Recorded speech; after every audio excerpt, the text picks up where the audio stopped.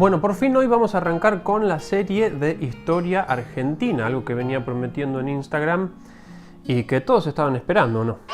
No. ¿Quién dijo no? Fue él. Acábenlo, muchachos.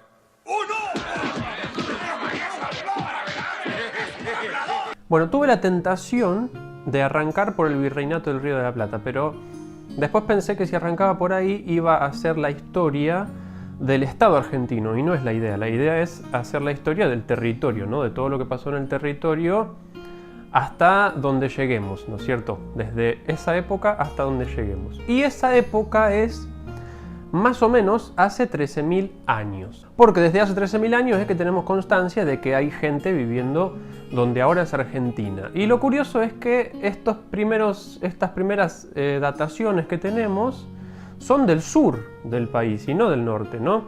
Porque uno sospecharía que viniendo del norte iban a dejar más huellas para nosotros en el norte que en el sur, pero no, porque las cosas más antiguas son de Piedra Museo, que está en lo que hoy es Santa Cruz. Ahí hay restos humanos, puntas de flecha, puntas de lanzas, dardos, todas cosas de hace 13.000 años más o menos, porque la verdad es que las fuentes varían un poco en este tiempo. Algunos ponen hace 13.000 años y otros ponen en el 13.000 antes de Cristo, que sería hace 15.000 años, ¿sí? O sea, no es lo mismo.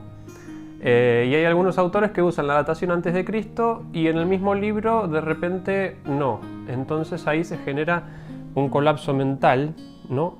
Y otro colapso mental se genera cuando dicen que se encontró en Santa Cruz.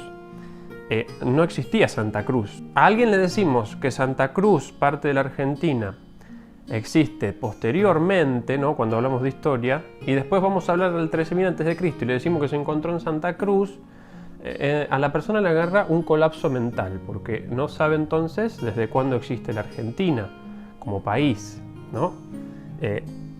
Colapso. Y bueno, los hombres de esa época ahí en el sur, ¿no? Donde hoy es Santa Cruz, vivían de la caza más que nada, ¿no? De la caza y la recolección, pero más que nada de la caza. Y sepan que en aquella época había animales que hoy no existen, ¿sí? Porque están extintos. Estaba el milodón, el lipidión, un antecesor de la llama, había guanacos en esa zona. Así que todos esos animales eran cazados por estos cazadores que vivían en esa zona hace más o menos 13.000 años. Repito, los más antiguos del territorio. Bueno, por supuesto que eran nómadas, ¿no? Se iban desplazando de un lugar a otro de acuerdo a los recursos que disponían en el ambiente de alrededor. No tenían agricultura, ¿sí? Todavía no tenemos agricultura hace 13.000 años. Desde hace 7.000 años que en las sierras centrales de lo que hoy es Argentina y en el noroeste, que se empiezan a asentar también cazadores-recolectores en esa zona. Y desde hace 7.000 años también se van asentando estos cazadores-recolectores en la zona central de lo que hoy es Argentina, ¿sí? Buenos Aires, La Pampa, por ahí. Pero también siguen siendo, como dije, cazadores-recolectores, porque la agricultura va a llegar hace 3.000 años en la zona que es hoy el noroeste y Cuyo, ¿sí? Así que esas personas que estaban ahí fueron las primeras en tener la agricultura. Bien ahí gente de Cuyo y el noroeste. ¿Qué pasa cuando una sociedad tiene agricultura? Y es que se complejiza, ¿no? Porque ya se puede quedar a vivir en un mismo lugar y entonces empieza a complejizarse la relación social que hay dentro de esa comunidad, dentro de esa tribu, dentro de ese pueblo. Entonces empiezan a aparecer en el noroeste jefaturas, señoríos, ¿sí? Y esa gente que tiene un poquitín más de poder que otro va a querer heredar ese poder dentro de su familia, ¿sí? Así que se forman, como dije, estos señoríos y ya van a tener un dominio de la cerámica, un dominio de la metalurgia, ¿sí? Una vestimenta un poco más compleja, unos rituales más complejos, etc. Y eso es lo que se encuentran los incas cuando toman esta zona, ¿sí? Porque el imperio inca toma esa zona. Cuando los europeos llegan y conquistan el imperio inca, toda esta zona del noroeste que hoy es Argentina estaba en manos del imperio inca. Pero cuando llegan los europeos, algo que vamos a ver más adelante, era la única zona de la actual Argentina que tenía la agricultura, porque de la mitad del país hacia el sur había caza y recolección, ¿sí? Incluso en Buenos Aires, lo que es la provincia de Buenos Aires ahora, y hacia el norte por los ríos, ¿sí? En la zona mesopotámica, caza y recolección.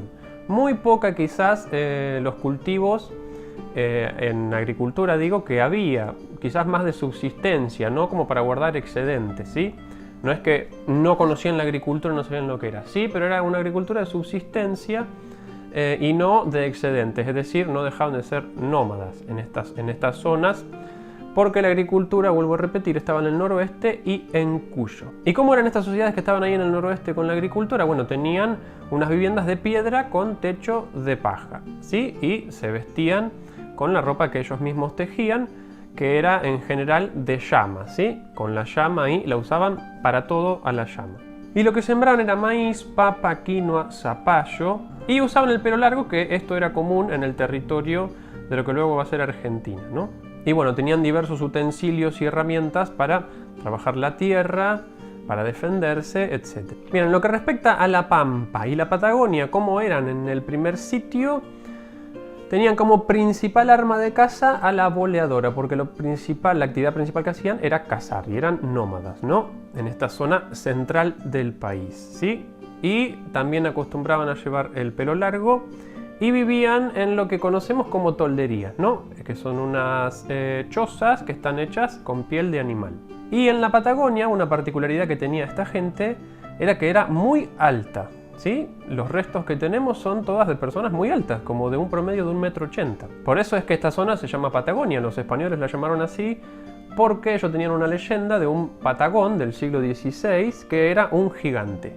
Así que le llamaron a esta zona Patagonia, porque la gente que vivía ahí era muy alta. Y esta gente tenían viviendas que eran palos con cueros de guanaco, ¿no? Que eran también tolderías. Comían ñandú, guanaco, pato, pumas, los huevos de ñandú, que los cocinaban, ¿no? Los cocinaban poniendo brasa y ponían el huevo encima, le hacían un agujero al huevo arriba y revolvían todo lo que hay adentro, ¿no? Un huevo duro, a ver, ¿quién no se comió un huevo duro? Y después retiraban eso del fuego y sacaban la cáscara y quedaba ahí un huevo de ñandú, ¿no? Que es un coso, ¿no? Un señor huevo. Y después están los habitantes de Tierra del Fuego, ¿no? Una cultura muy interesante porque ellos tienen todavía más contacto con el agua y con los recursos que le puede brindar el mar en su vida diaria. Por ejemplo, estas personas acostumbraban a depilarse todo el cuerpo y a llevar solamente una capa, ¿sí? Como una capa atada en el cuello que colgaba hacia atrás, que era una piel.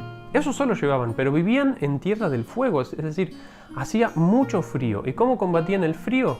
Lo que hacían era untarse grasa en todo el cuerpo. Pues engráseme, señora. Y con eso no tenían frío. Otra cosa que hacían con la grasa era comérsela. Comían grasa para estar calentitos, ¿sí? Y usaban canoas que estaban hechas de cortezas de árboles, ¿sí? 3 cortezas muy bien dobladas con calor, una puesta arriba de la otra, y estaban atadas con barba de ballena, ¿sí? La barba de ballena no es que la ballena vaya a tener barba, sino que en el maxilar superior la ballena tiene esto que se llama barba, que es un material que se puede usar para atar cosas porque es muy resistente y elástico, ¿sí? Así que estas personas que cazaban ballenas, que cazaban delfines, que cazaban lobos marinos, que era la principal comida, un lobo marino cazado le aseguraba alimento a 15 personas por 2 días, ¿sí? Así que cazar un lobo marino ahí con esos arpones que tenían era asegurarse la comida para toda la comunidad 2 días, ¿sí? Estas personas usaban todo lo que venía del mar, por ejemplo, se peinaban con los dientes de los delfines y también se cortaban el pelo, porque estos no usaban el pelo largo, con los mejillones, ¿no? Con eso se cortaban el pelo. Y bueno, también comían otras cosas, comían huevos, se comían a los pingüinos, cazaban los pingüinos, usaban todo tipo de cosas, igual que las otras culturas, de los animales, ¿no? Y también lo que hacían era beber agua de los arroyos, ¿sí? Esa es una cosa que no se suele decir, porque ¿de dónde sacaban el agua? En el noroeste, por ejemplo, para la agricultura tenían acequias, podían conducir el agua a donde ellos querían, pero estaban un poco más desarrollados, ¿no? Iban un poco más rápido en el noroeste. Acá en el sur toman agua de los arroyos. Bien, vamos a comentar ahora qué panoramas encuentran los europeos cuando llegan a esta zona. Bien, lo que encontraron en esa época es que en el noroeste la sociedad estaba jerarquizada, como dijimos, y había agricultura, pero estaban bajo dominio inca, ¿sí? No sé por qué digo pero, porque pero bueno. La agricultura se extendía hasta las sierras centrales, como dije, ¿no? Porque recuerden que del centro de lo que hoy es Argentina hacia el sur no había agricultura, ¿sí? En esas sierras centrales estaban los comechingones y al norte de ellos los sanavirones. Estos vivían del maíz, del zapallo, del poroto. Estos sanavirones son, por ejemplo, los que dejaron pintados a los españoles en el Cerro Colorado, en Córdoba, ¿sí? Ahí se puede ver que están con sus caballos, con sus armas, con sus armaduras, pintados los españoles por esta cultura que estaba viviendo ahí en las sierras centrales. Donde así había una cultura de un poco más llegando a la agricultura, ¿sí? Una agricultura amazónica, era en la zona de Mesopotamia, donde estaban los guaraníes, que son del origen de la zona del Amazonas, ¿no? Del actual Brasil.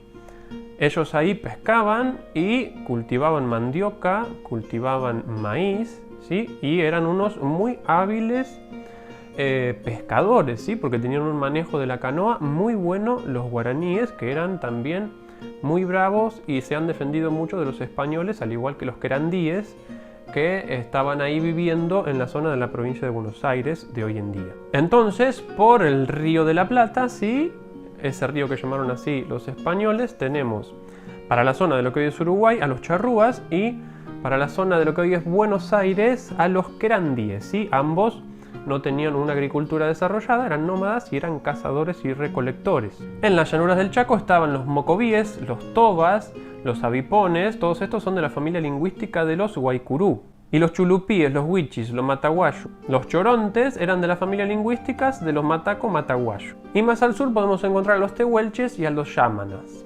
¿Sí? Este es un panorama que he dado desde hace 13.000 años hasta la llegada de los europeos a esta zona. Obviamente que acá hay muchas comunidades y muchas tribus que yo no he mencionado, porque son muchísimas, pero lo que quería hacer era introducir este tema, porque para hablar de la historia del territorio es necesario hablar de la historia del territorio desde que el hombre está presente aquí.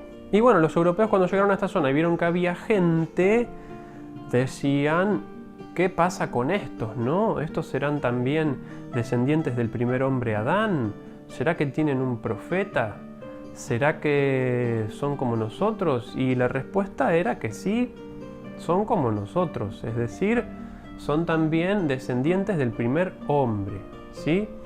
Esto se puede encontrar en fuentes del siglo XVI, estos razonamientos que tenían las personas de la iglesia que veían a estas comunidades, ¿sí? Que voy a dejar por acá la fuente porque por supuesto no me acuerdo de memoria quién decía estas palabras. Así que bueno, espero que te haya gustado este video. Suscríbete al canal porque vamos a iniciar esta serie de Historia Argentina con este video y vamos a llegar al siglo XXI, supongo, al bicho, ¿no? A la época del bicho. Suscríbete, poné like, deja un comentario, alguna cosa que quieras decir sobre estas primeras culturas que habitaban en el actual territorio argentino. Por mí, nada más. Hasta la próxima. Adiós.